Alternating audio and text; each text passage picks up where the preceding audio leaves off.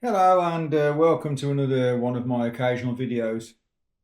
This one hasn't got anything to do with cycling. Well, not as such, but I read in a newspaper today, actually, online newspaper that is, about this the rise in popularity of so-called loneliness influencers and people extolling the the joys of living on your own. And as someone who has only recently started living on my own, I mean, completely on my own, um, I've got to tell you that I certainly don't think it's anything to aspire to. I think that if you've got a very demanding family life, and let's say you're not particularly happily married or you've got children and everything's getting on top of you, then it might seem really tempting to think, I just want to be in this house on my own. I want silence. I want quiet. I don't want any responsibilities. And for me, the way my life turned out, I never had any children.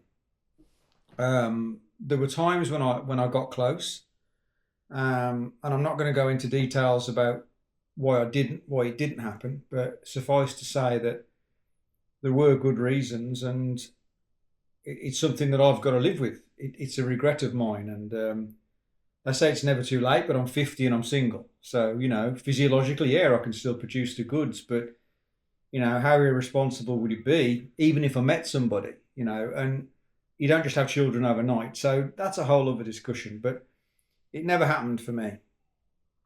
Do I regret that now? Yeah, I do. You know, you can't have your cake and eat it. So whichever side of the fence you're on, you've got to make compromises and you're making losses, and things don't happen perhaps in a way you would like them to. But but yeah, inherited the family home, which you can see behind me. I inherited that because my father passed away in March, and we had lived together for the last 4 years. When my engagement broke up, to be frank, I didn't have anywhere to go, and I came back home. My mum died not long afterwards. Seems almost easy saying that now, but I still don't think I've dealt with that either. And my father passed away of prostate cancer in March this year, 26th. And, I'm very grateful for the fact that I've inherited this house and I'm financially secure. I'm in a very good position for a 50-year-old man. I'm mortgage free. I'm working on being completely debt free. Uh, I've got money in the bank, a substantial amount of money in the bank. I've got a nice house in a nice area. I'm beginning a series of home renovation improvements on it, which I've got the money for. And, so this time next year, I'll be sitting in a position that a lot of people my age can only dream about. But getting back to this loneliness influencer thing, living on your own and being lonely is two different things. And I really understand what loneliness is now. I've always been good with my own company. And I firmly believe if you're not happy in your own company, you won't be happy with anybody else. So, but that's another thing. That's another discussion. But is loneliness something that should be aspired to? For me, absolutely not. I appreciate the fact that I've got the freedom to do whatever I want. But the problem is that when you do whatever you want on your own, you're always on your own. So I've cooked a stir fry tonight, which was nice. I cooked it just for me. I'm drinking a cup of tea now after work. But the cup of tea is just for me. Everything I do is just for one.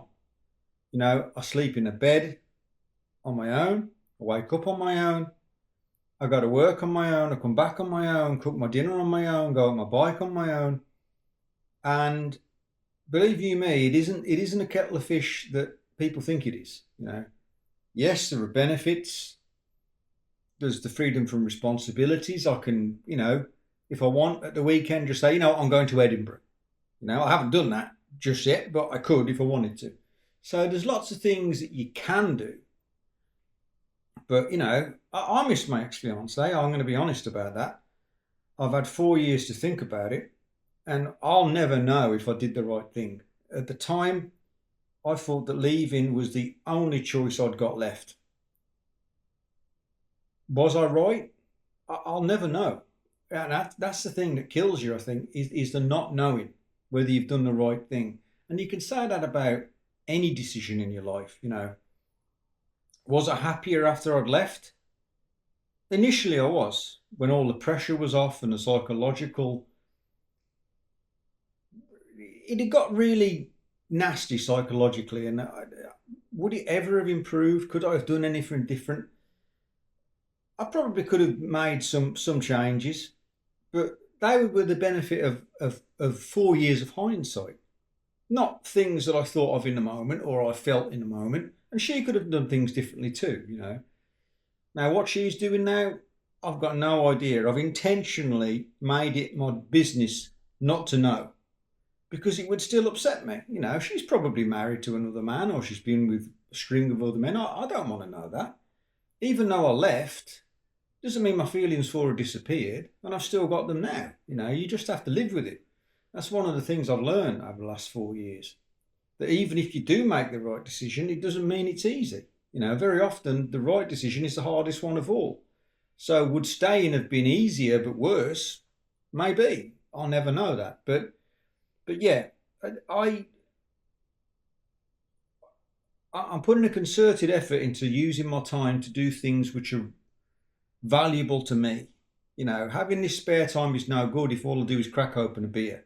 And I know people who've done that and they just wind up as alcoholics and the whole thing goes down the toilet. And if you throw away your time, luckily I've got my health, I've got this house, I've got money, and I've got spare time, and the spare time is something that so many people would want but don't have.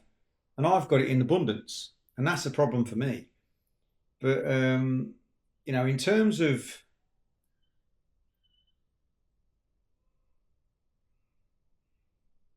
I can happily live on my own.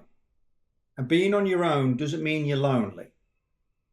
But being lonely is a very different thing to being on your own. I'm not lonely all the time. Sometimes I get very, very lonely indeed. And I miss my dad very much. I miss my mum. I miss lots of things about the way my life used to be. And, who knows? Perhaps things will come back into my life which will give me something to look forward to. At the moment, I can't see it. So I'm working on this house. I'm working on myself. I've got things to do. It's not like I'm some sort of a cloistered hermit monk. I'm not. But I would beware of following anybody down a path where they try and tell you that being lonely is desirable. Being happy living on your own, yes, that is desirable if that's what you want. But I would never advocate loneliness with happiness because they are not one and the same thing. I hope this has made some sense. But yeah, there you go.